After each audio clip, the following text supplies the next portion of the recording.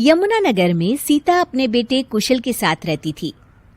बेटे कुशल के बड़े हो जाने पर वो उसकी शादी पास ही के गांव की एक लड़की खुशी से करवा देती है। बहू, तुझ जैसी खूबसूरत बहू तो इस पूरी सोसाइटी में किसी की नहीं।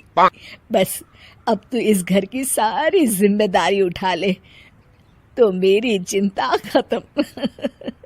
ये ले इस घर की चाबी, अब से ये तेरे हवाले।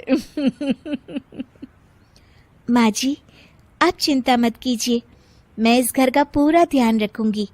देखिएगा, आपको शिकायत करने का भी कोई मौका नहीं मिलेगा। मैं आपके लिए गाजर का हलवा बनाकर लाती हूँ। शादी के कुछ ही दिन बाद खुशी के तेवर बदलने लगते हैं।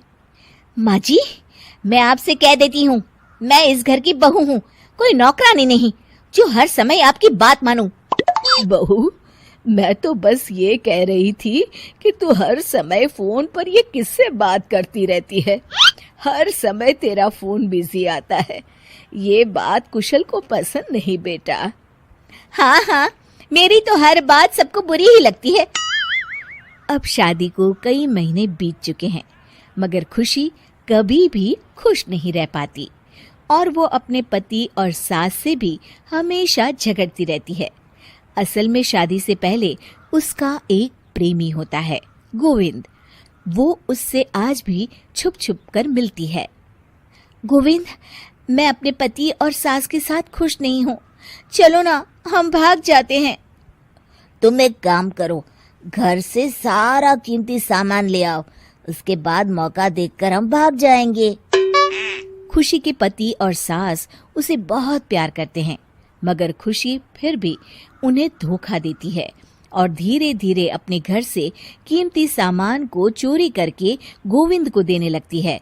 उसकी सास को घर से सामान चोरी होने का संदेह होने लगता है। बेटा, समझ नहीं आ रहा, ये घर से धीरे धीरे सामान कैसे गायब हो रहा है। कौन सा सामान माँ? अरे वो चांदी के बर्तन जो मैंने बनवाए थे वो दिख नहीं रहे। यहीं कहीं होंगे माँ, आपकी बहू ढूंढ देगी। कितने बेवकूफ हैं ये माँ बेटे, इनका सारा सामान मैं गायब कर दूंगी और इनको पता भी नहीं चलने दूंगी। और इस तरह से धीरे धीरे खुशी घर का सारा कीमती सामान चोरी करके गोविंद के पास रखवा देती है और कुछ महीनों बाद उनके पास बहुत कीमती सामान इकट्ठा हो जाता है और दोनों भागने की योजना बनाते हैं। खुशी, आज रात को आधी रात होते ही तुम अपने घर से भाग कर आ जाना। मैं गांव के पुराने बस स्टैंड पर तुम्हारा इंतजार करूंगा। ठीक है। खुशी अपने कपड़े और गहनों की पोटली बांधकर पुराने बस अड्डे पर पहुंच जाती है और देखती है कि वहां तो कोई भी नहीं है। खुशी कुछ घंटे वहीं खड़ी रहती है और फिर गोविंद के कमरे पर जाती है। वहां पर भी बड़ा सा ताला लगा होता है। हे भगवान, कहीं गोविंद मुझे धोखा देकर भाग तो नहीं गया। अब मैं क्या करूंगी? खुशी फूट फूट के रो रही होती है।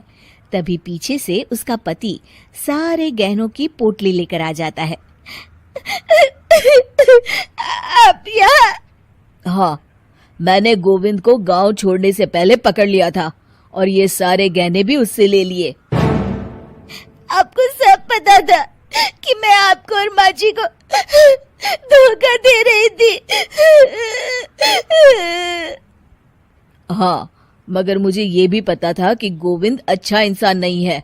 अगर मैं तुमको समझाता तो तुम कभी नहीं समझ पाती, इसलिए मैं चाहता था कि तुम्हारी आंखें खुद खुले। मुझे माफ कर दीजिए। कोई बात नहीं खुशी, मगर हमेशा ये याद रखना कि तुम्हारे अपने कभी भी तुम्हें धोखा नहीं देंगे।